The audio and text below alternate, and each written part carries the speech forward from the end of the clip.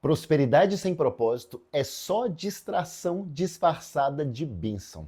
Enquanto Israel e Judá nadavam em riquezas, Deus levantou um simples pastor, Amós, para lembrar o povo dele de que ele não se impressiona com status. Deus está nem aí para status, para riqueza, para o seu carro, para sua Ferrari. O que impressiona a Deus é o seu coração.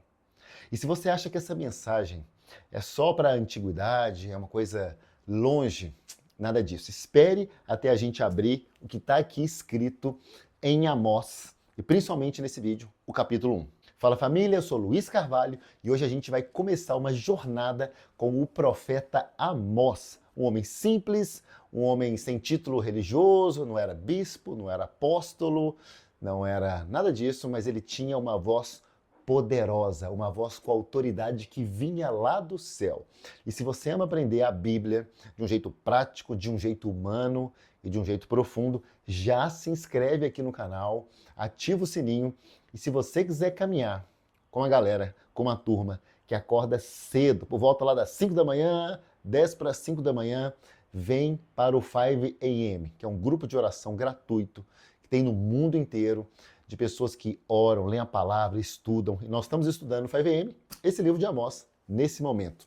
Então agora pega a sua Bíblia, papel, caneta e vem comigo porque Deus tem uma palavra séria, poderosa e urgente para todos nós hoje. Antes, quero contextualizar sobre esse livro, né? É um livro de 9 capítulos.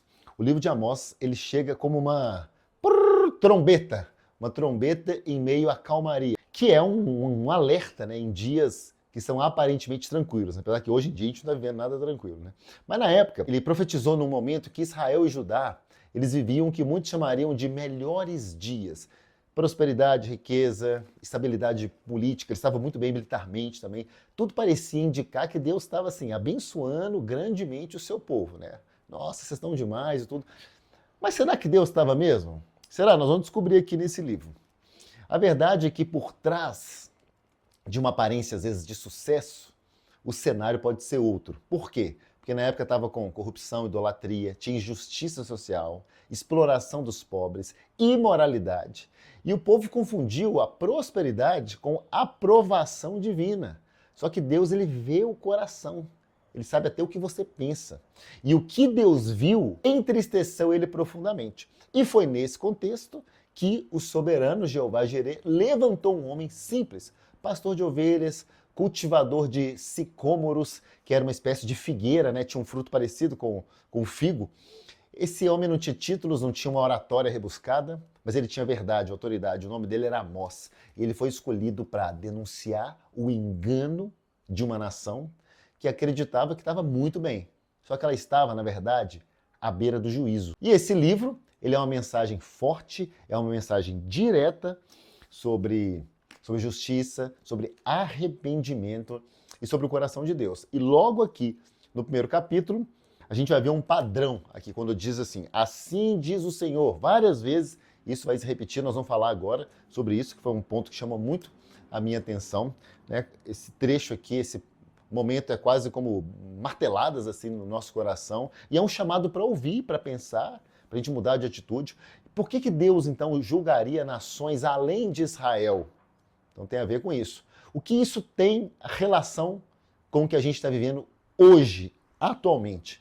Na nossa vida, no nosso mundo, no contexto geopolítico, talvez mais do que muitos de nós imaginamos. Então nesse vídeo a gente vai mergulhar em Amós, capítulo 1, e entender por que Deus ele não negocia nunca os seus princípios. E por que ele ainda está buscando corações dispostos a se alinhar com a sua justiça. Então alinhe o seu coração, irmão, porque é isso que ele busca. E vamos ver lá então o que mais chamou a minha atenção em Amós 1. Foram duas partes. A primeira está logo aqui no versículo 2, que diz assim, ó, marquei de amarelo aqui. O Senhor, ele disse, o Senhor ruge de Sião e troveja de Jerusalém. Secam-se as pastagens dos pastores e murcha o topo do Carmelo. Ou seja, quando Deus fala, até os pastos sentem. Quando diz aqui, assim diz o Senhor, e secam-se as pastagens. Às vezes a gente está tão distraído com a correria do dia a dia, né, com as contas que tem para pagar, com os boletos, que a gente ignora os sinais. Mas Deus tem uma forma de rugir que faz até o conforto, o balançar. E esse rugido é amor, é um alerta para a gente voltar ao centro da vontade dele. E aqui também nos versos 3, que eu marquei 3, 6, 9, 11 e 13, nesses 5 versículos tem essa parte que diz assim, ó: assim diz o Senhor, por 3 transgressões de tananã, e ainda mais por 4 não anularei o castigo. Então, por exemplo, no versículo 6, está assim, ó: por 3 transgressões de Gaza, e ainda mais por 4 não anularei o castigo. Essa forma de falar, né, por 3 transgressões e por 4, o que é isso? É um recurso típico na época, né, da literatura hebraica, que não significa literalmente 3 ou 4 pecados, não. Mas é o quê? É uma progressão com ênfase. É como se Deus dissesse assim, ó: tolerei, mas agora chega, não dá mais. É um jeito de falar que os pecados já passaram dos limites. Porque Deus, ele é paciente, mas ele não é indiferente. Então, quando o povo continua deliberadamente pecando, mesmo com advertências, né? A gente leu Isaías recentemente, quantas vezes Isaías advertiu? Aí, irmão, não tem como. Aí o juízo, a mão de Deus, o braço forte dele, ele vai se tornar inevitável, porque senão está se zombando de Deus. E Deus fala isso para a Síria, ele vai falar isso para Gaza, para Tiro, para Edom e para Amon também. E o interessante também é que Amós, ele não começou confrontando Israel, como muitos livros a gente viu, confrontando só Israel. Deus aqui no caso, ele está falando primeiro com essas 5 nações ao redor. Por que isso? Por que está sendo diferente dos outros? Porque o juízo de Deus, ele é justo e ele é abrangente também. Ninguém está isento, né? Ele está vendo tudo. Então Deus aqui, ele começa tratando os de fora, mas daqui a pouco vocês vão ver, ele chega dentro da casa. Ou seja, prepare seu coração, aumente a expectativa para o que há de vir aqui no livro de Amós. Ou seja, a grande lição de Amós 1 é o quê? É que antes de corrigir o povo da aliança, o povo separado, Deus ele vai tratar com aqueles que feriram, aqueles que exploraram, aqueles que foram cruéis com os vulneráveis. Então a justiça de Deus é como se fosse uma balança firme. Então ele consegue ver o que os nossos olhos, os olhos humanos, muitas vezes ignoram, que não têm a capacidade de ver. Porque ele sim tem o olho que tudo vê. E assim como Amós, você não precisa ser uma pessoa famosa, um influencer, para ser usado por Deus. Amós era simples. O que ele quer é que você seja fiel aonde você está, no ministério que você está. Então, se essa palavra mexeu com você, deixa aqui nos comentários o seu amém. Escreve assim, amém. E compartilha esse vídeo, irmão, irmã, com alguém que precisa ouvir esse alerta de amor.